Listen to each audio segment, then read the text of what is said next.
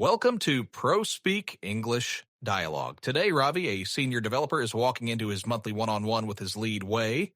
Wei thinks Ravi is killing it because everything keeps getting done, but Ravi has been quietly drowning in maintenance bugs.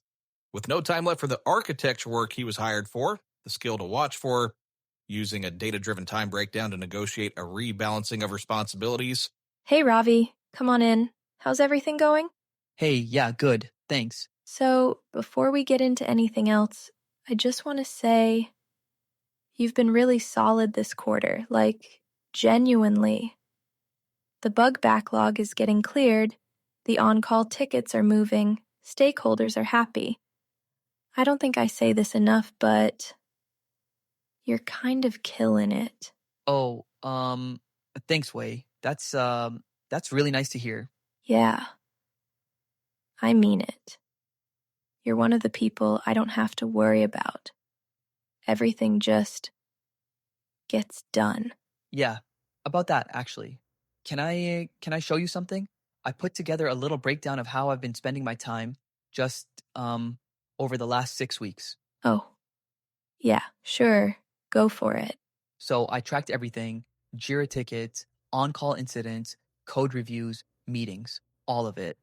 And I categorized it into 2 buckets, maintenance work and high impact work. Okay.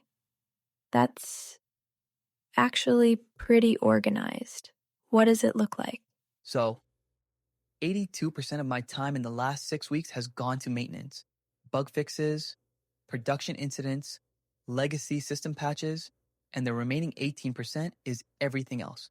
Code reviews, meetings, documentation. Wait. What about the architecture work? The service decomposition project? 0%. That's kind of why I wanted to talk. Hold on. 0? Like, you haven't touched it at all? Not in 6 weeks. Every time I block out time for it, something comes in. A P1 bug, an escalation from support, a regression from someone else's deploy. And because I'm, the person who knows the legacy systems best, it always lands on me. That's not great. I didn't realize it was that skewed. Yeah.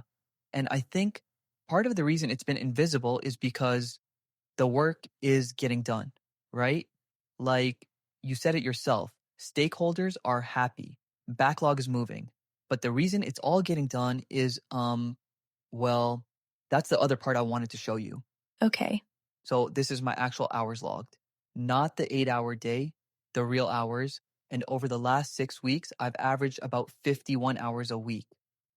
51. Yeah, some weeks were worse. There was 1 week where I hit 58 because of that payment service outage. Ravi, I had no idea. Why didn't you flag this earlier?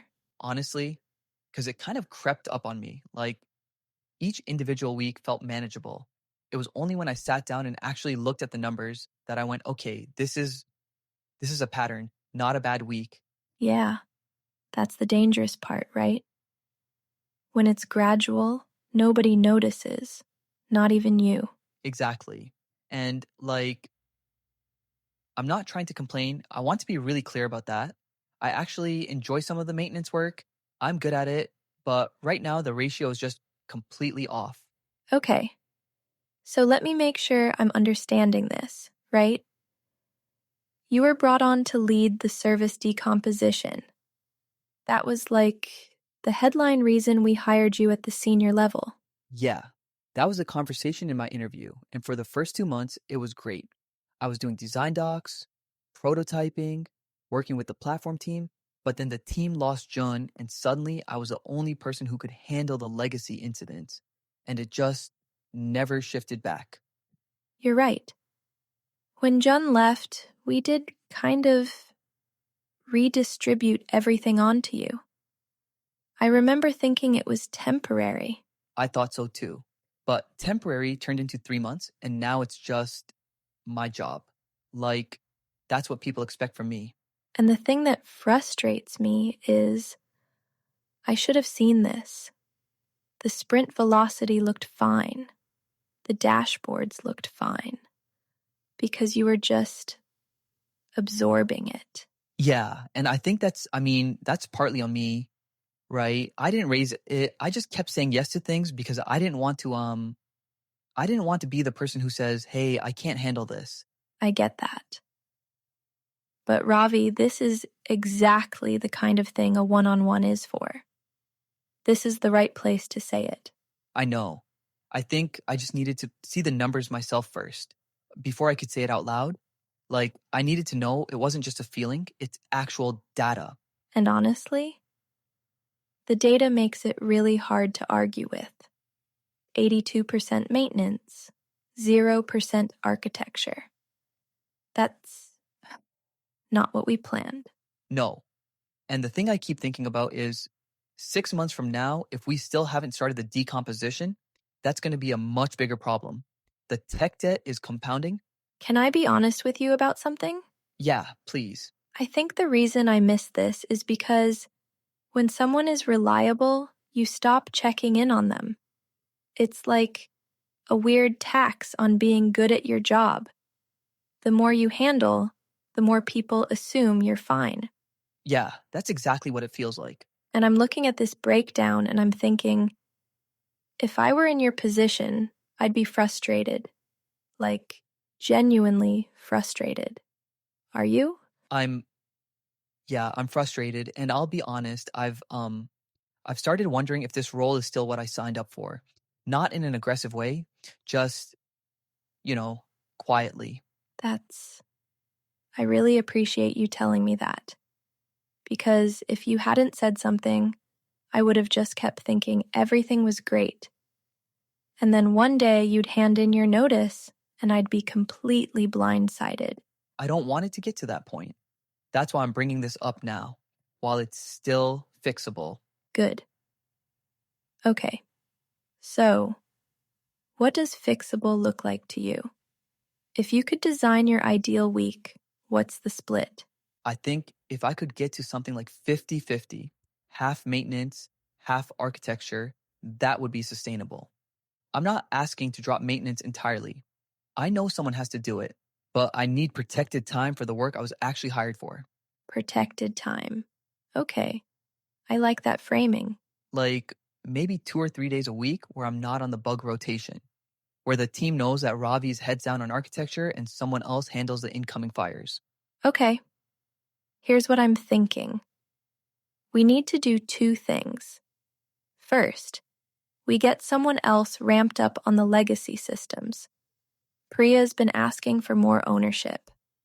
This might be a good opportunity for her. Priya would be great, actually. She's already familiar with the payment service from last quarter. Right? So we pair you two for, I don't know, 2 weeks? You transfer the critical context, document the stuff that's only in your head, and then she takes over the primary on call for those systems. Yeah, that's really reasonable. I can put together a handoff doc this week. Good. And the second thing is, I want to block out dedicated architecture days on the team calendar, like visible to everyone. So it's not just a personal calendar thing that gets overridden by the next P1. That would make a huge difference because right now, the architecture work has no visibility. It's the thing that keeps losing to everything else because it doesn't have a deadline screaming at anyone. Exactly. Important, but not urgent. Which means it gets deprioritized forever unless we protect it deliberately. Yeah. And Wei, I want to say, I really appreciate how you're handling this. I was honestly a little nervous walking in here today. Don't be nervous about stuff like this. Seriously. This is exactly the kind of conversation I need to have. If you just kept absorbing everything and never said anything, I'd lose you. And I'd lose the architecture work. That's 2 losses. Ha, the data-driven pitch worked then. It really did. I'm going to steal that format, by the way. Next time I need to make a case to my manager, I'm just going to show up with a spreadsheet and go, here's where my time actually goes. Ha, please do. It's weirdly therapeutic actually, just seeing the numbers laid out. Okay. Let's check in again in 2 weeks, after the handoff with Priya is underway. And I want you to run the same time breakdown again so we can see if the ratio is actually shifting. Deal. 2 weeks. And Wei, thanks for actually listening. I know that sounds simple, but it matters. It is simple. That's the whole point. All right, go start that handoff doc. And, Ravi, stop working 51-hour weeks. That's not sustainable, and we both know it. Ha, I'll try. No promises on this week, but yeah, that's the goal.